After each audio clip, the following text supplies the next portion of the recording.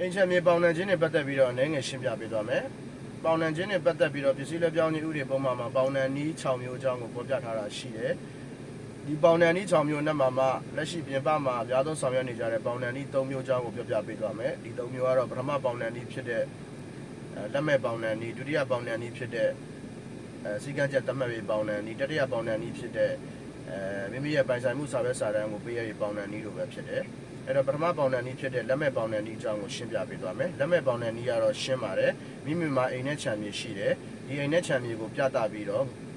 ငွေချေးတာပဲဖြစ်ပါတယ်။တတ်မှတ်ရက်အတွင်းချေးငွေကိုပြန်မဆက်နိုင်ဘူးဆိုလို့ရှိရင်တော့မိမိရဲ့အိမ်နဲ့ခြံမြေကိုအပေါင်ခံသူကရောင်းချခွင့်ရှိမှာဖြစ်ပါတယ်။တရားရုံးမှာလည်းရောင်းချခွင့်ကိုလျှောက်ထားနိုင်ပါတယ်။ဒါကတော့လက်မဲ့ပေါင်နှံနီးပဲဖြစ်ပါတယ်။တိုးတော့လက်မဲ့ပေါင်နှံနီးမှာကပြဿနာလေးတွေတော့ရှိနိုင်ပါတယ်။ဒီပြဿနာလေးတွေကတော့ပေါင်နှံသူအနေဖြင့်မိမိစီမှာလည်းပေါင်ထားတယ်တခြားသူစီမှာလည်းပေါင်ထားတယ်ဆိုတော့ပြဿနာလေးတွေတော့ရှိနိုင်ပါတယ်အဲ့တော့လက်မဲ့ပေါင်နှံခြင်းကိုဆောင်ရွက်မယ်ဆိုရင်တော့မိမိနဲ့ခင်မင်းနဲ့ရင်းနှီးတဲ့သူတွေနဲ့ဆောင်ရွက်တာပိုတင့်တော်မှာဖြစ်ပါတယ်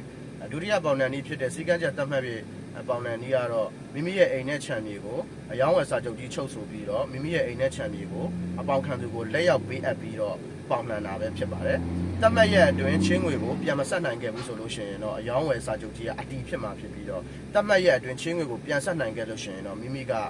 အပေါင်ရွေးနှုတ်ခွင့်ကိုဆောင်ရွက်နိုင်မှာဖြစ်ပါတယ်တိုးတော့စီကံချက်သတ်မှတ်ပြီးတော့ပေါင်နှံခြင်းမှာတချို့စီကံချက်ကလေးတွေရှိပါတယ်ဒီစီကံချက်ကလေးတွေကတော့ပြန်လဲရောင်းချပါမယ်ဆိုတော့စီကံချက်ကိုသတ်မှတ်ပြီးတော့တချို့ပေါင်နှံတာမျိုးတွေလည်းရှိပါတယ်ဒီနေရာမှာတည်ထားရမှာကချင်းငွေကိုပြန်မဆက်နိုင်တဲ့အခါကိုယ့်ရဲ့အပေါင်ရွေးနှုတ်ခွင့်ကမဆုံးရှုံးပေမဲ့ပြန်လဲရောင်းချပါမယ်ဆိုတော့နေ့ရက်မှာကိုကပြန်လဲမဝယ်ယူနိုင်ဘူးဆိုရင်တော့ဝယ်ယူခွင့်ကဆုံးရှုံးမှာဖြစ်ပါတယ်ဒီနှစ်ခုကတော့ပေါင်နှံသူတွေအနေနဲ့သိထားဖို့လိုပါတယ်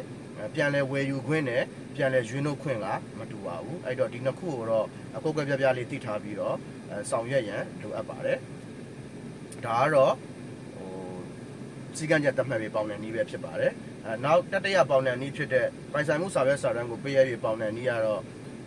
ရှင်းပါတယ်ဘဏ်တွေမှာပေါင်နှံတဲ့အတိုင်းမှာပဲမိမိရဲ့ဂရန်ရှိတယ်ဆိုလို့ရှိရင်ဂရန်ကိုအပေါင်ထားပြီးဂရန်ကိုအပေါင်ထားပြီးတော့ပေါင်နှံတာဖြစ်ပါတယ်ဒီပေါင်နှံခြင်းကလည်းချင်းငွေကိုပြန်မဆက်နိုင်တဲ့သူဖြစ်နေမယ်ဆိုလို့ရှိရင်တော့အပေါင်ခံသူအနေဖြင့်သက်ဆိုင်ရာတရားရုံးမှာတရားစွဲဆိုတောင်းဆိုနိုင်မှာဖြစ်ပါတယ်ဒီအိမ်နဲ့ခြံမြေကိုတောင်းချပေးဖို့လည်းတောင်းဆိုနိုင်မှာဖြစ်ပါတယ်နောက်ဆုံးတည်ထားမှာကလက်မဲ့ပေါင်နှံခြင်းရောဒီစီကံချက်သတ်မှတ်ရပေါင်နှံခြင်းတွေကမှတ်ပုံနဲ့စာချုပ်ချုပ်ဆိုရမှာဖြစ်ပါတယ်အတိတ်တွေ2ယောက်လိုပါတယ်